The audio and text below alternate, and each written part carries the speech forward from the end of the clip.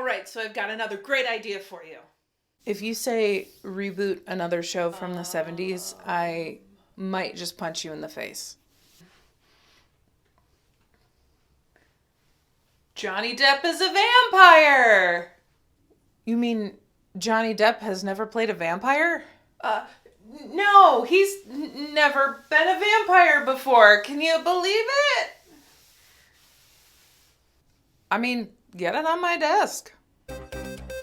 That's how you get ants.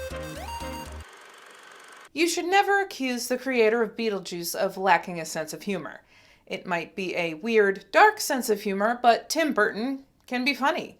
For a while, it seemed like Burton's signature style made him immune to critics with the claim of being an acquired taste. Let's face it, Tim Burton stuff is weird. And dark.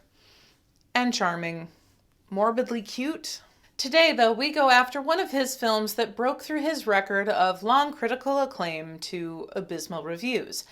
I keep naming my videos after the movie we're doing, so it's no surprise that today we find anything nice to say about Dark Shadows. Dark Shadows was a gothic soap opera that ran from 1966 to 1971 and followed the lives of the Collins family in Collinsport, Maine. That seems pretty typical for a soap opera, but writers threw everyone for a loop when, 10 months into the show's run, Barnabas Collins shows up. He's a vampire.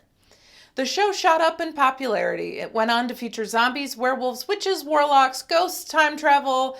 Basically, any sort of gothic vampire-adjacent monster made its way onto the show. This concept seems right up Burton's alley. Somehow, over his long career, he's never made a vampire movie before, which is pretty surprising considering his history.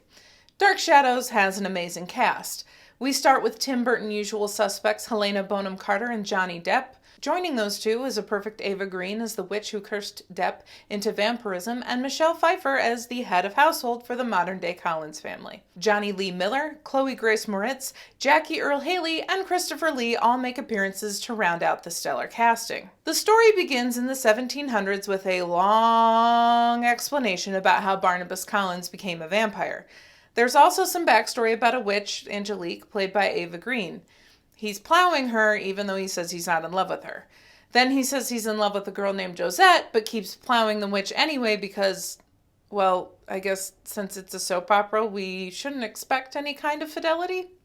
The witch kills his parents with a curse, then puts a curse on Josette that causes her to walk off a cliff. When Barnabas tries to kill himself alongside Josette, he finds that he can't die because he's been made a vampire by the witch. She sets the villagers on him and he's locked in a coffin for 200 years, only to emerge in the 1970s. He makes his way back to the family estate and is struck by how dilapidated it has become. The family appears to be cursed. Their once great empire crumbles around them. He convinces Michelle Pfeiffer, the now head of the Collins family, that he is to be taken seriously when he reveals a secret treasure room. He sets about restoring the Collins family to prominence. He is taken with Victoria, the new governess, who is a dead ringer for Josette and can see ghosts.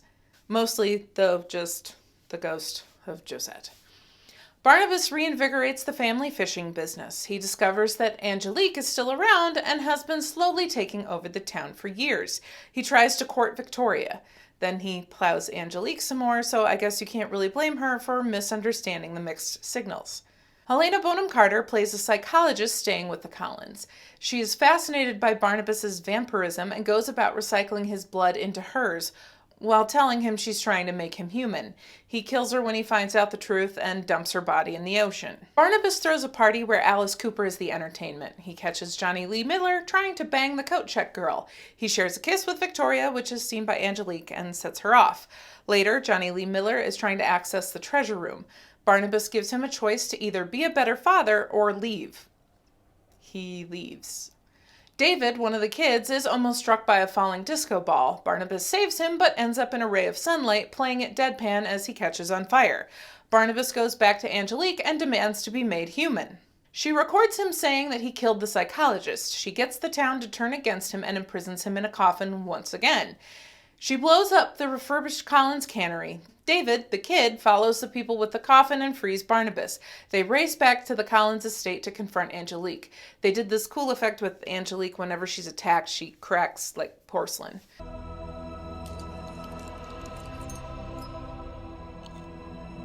So we get Michelle Pfeiffer defending the estate with a shotgun, which was pretty great. Angelique starts to animate all the statues and art in the house to attack the family on her behalf. Chloe Grace Moretz ends up being a werewolf, which came completely out of left field. David's mom shows up as a ghost and attacks Angelique. The whole family comes together to protect each other. Angelique is defeated, but has sent the governess on the same path as Josette. She jumps off a cliff. Barnabas jumps after her and turns her into a vampire on the way down. They live happily ever after, I guess. This movie is weird.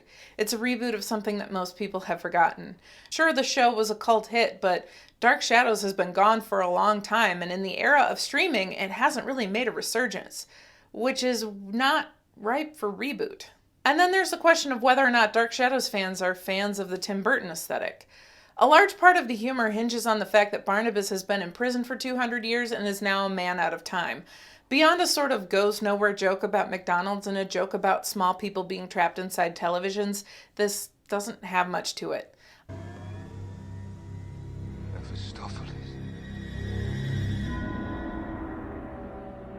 Honestly, they did a better job at exploiting the paranormal immortal at odds with the new century in Hocus Pocus.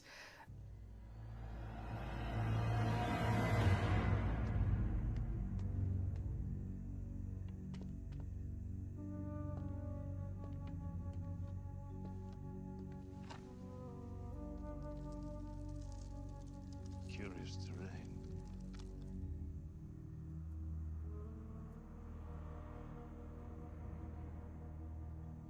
What is this? Some spectre approaches. Tis a black river. Perhaps it is not too deep.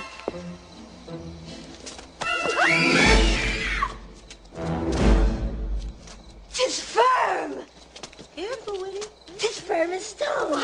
Why, it's a road. I mean, why'd they even do the 70s? Johnny Depp's Barnabas is a consistent character throughout, but it doesn't reach the heights of Jack Sparrow. I mean, it seems strange that this is the first time Johnny Depp has ever played a vampire. It seems like he'd be angling for that sort of thing all the time, but too often his straight-faced deadpan humor isn't enough to keep the film afloat. Michelle Pfeiffer was probably my favorite character in the movie. She was the one with the strongest character motivation of keeping her family together and protected despite the fact that they were cursed. Her showing up with the shotgun near the end was just perfect. It's not as funny as I hoped. It seems to pay service to the original in a way I just didn't get. But hey, McDonald's is in league with the devil, I guess. I don't know. That's all for this episode of Anything Nice to Say. Don't scorn any witches and never be ashamed to like what you like.